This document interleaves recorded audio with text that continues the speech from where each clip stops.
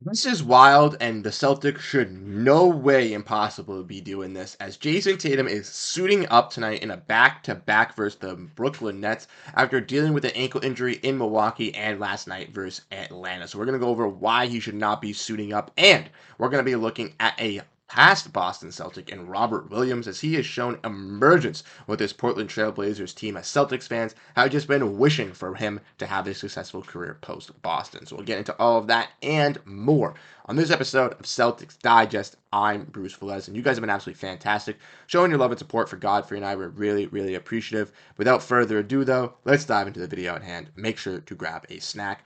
Now, this is something to look at with the Boston Celtics, and we're going to be diving into it, as I mentioned in the introduction, as Jayson Tatum has gotten an ankle injury in the game on Saturday versus the Bucks. Said he'd fight through it, played through it on yesterday's contest, but still has had some lingering issues with that ankle, even though he's going to be suiting up in tonight's contest. So let's dive in and let's look at that. If we want to look at this tweet from Jay King, we can see that Jayson Tatum said his ankle is a little tender, but he will play tomorrow. And as we see from the Celtics injury report released this afternoon, that Horford will be out as he's sitting on back-to-backs, and Kristaps and Jaden Springer, who have been out for the past couple of games, are still remaining out.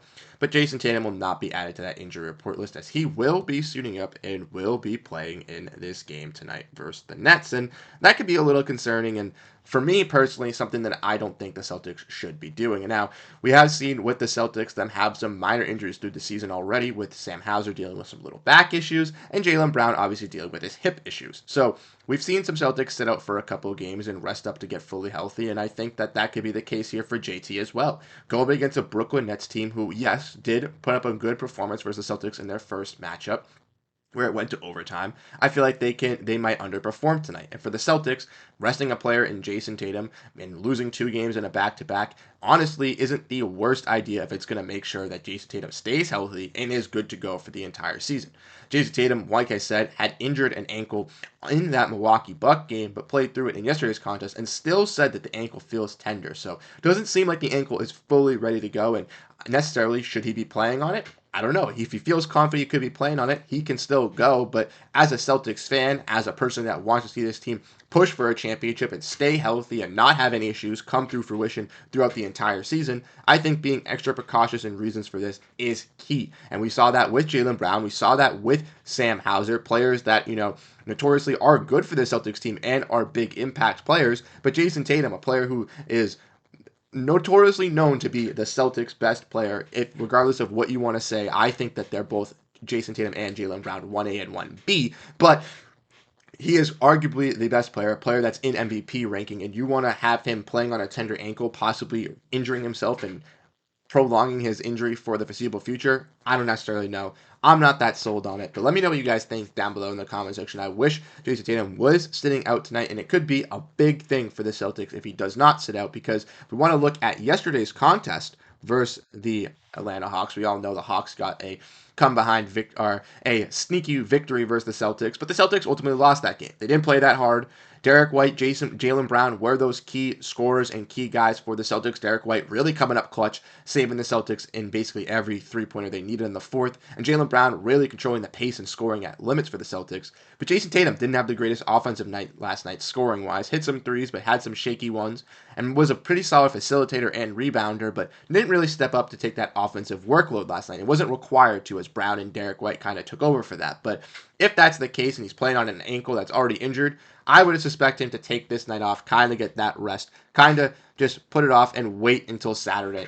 But we'll have to wait and see. Obviously, he's going to play, so we'll see how he looks. If he looks fine out there, obviously I'll eat my words. But if he does injure himself further or doesn't look the greatest out there because he's playing on a little bit of a tweaked ankle, you know why tonight, and don't fret. Jayson Tatum is still that guy for the Celtics. But I think this is something to keep an eye on for the Celtics if they already have had some injuries with Hauser.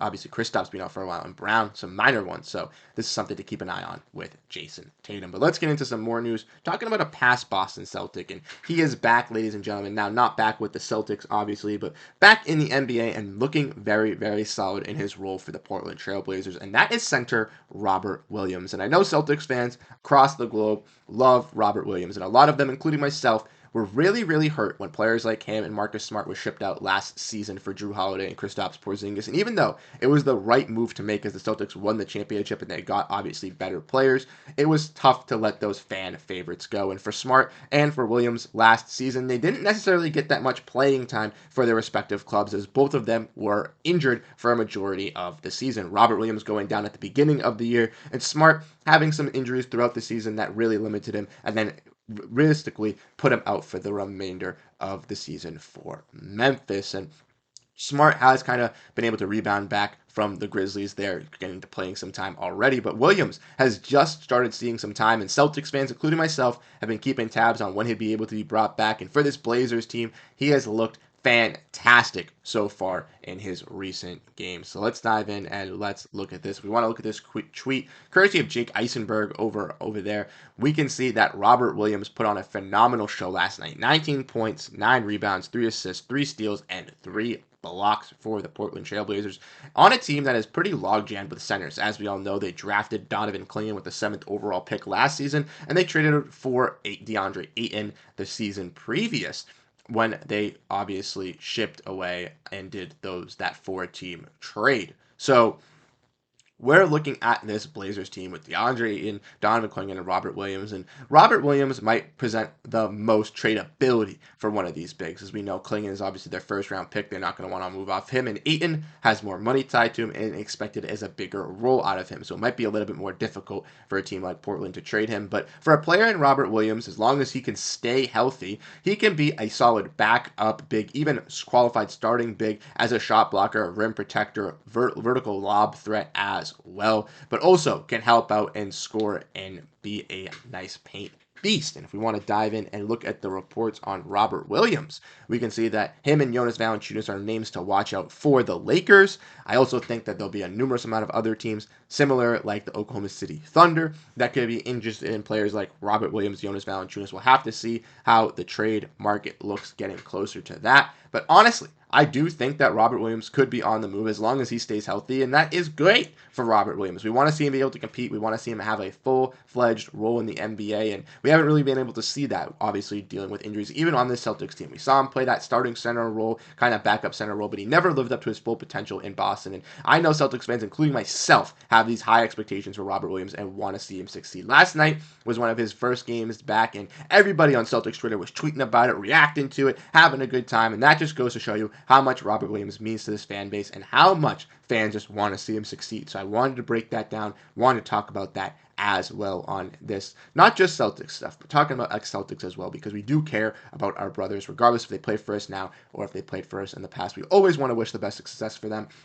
And Robert Williams, I'm hoping he gets on a contending team. I'm just hoping that it's not the Los Angeles Lakers, because that obviously would be tough to watch him play on the Celtics' biggest rival. But having him play on an impactful playoff team would be key for a player in Robert Williams, and could be an extra step in getting him his career kind of set in place. If he's not necessarily required to play that many minutes as a starting big, he might be able to preserve himself and keep himself healthy. But let me know what you guys think down below in the comment section, how you guys feel so far about this Celtics team. Robert Williams, Jayson Tatum playing in this back-to-back. Drop down your thoughts.